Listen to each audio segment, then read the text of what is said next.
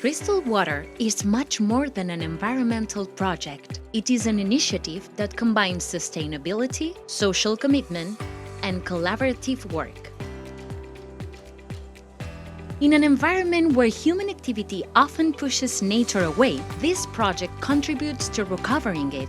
Through an innovative system of ponds, rainwater is filtered naturally before reaching the river, improving its quality and generating a new ecosystem full of life. From this base, Crystal Water drives the renaturalization of the space, favoring biodiversity and creating a refuge for native fauna and flora.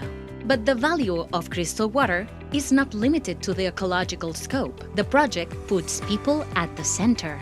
People with and without disabilities, hand in hand with Onat Foundation, actively participate in the transformation of this environment. They work together on tasks such as planting, creating refuges for wildlife, and improving the natural space. This joint work generates spaces of shared learning, fosters cooperation, and promotes real inclusion, where each person contributes their abilities and their point of view. Over 3 years, this space evolves into an area with more biodiversity, but it also consolidates itself as a place of coexistence, environmental education, and opportunities for everyone.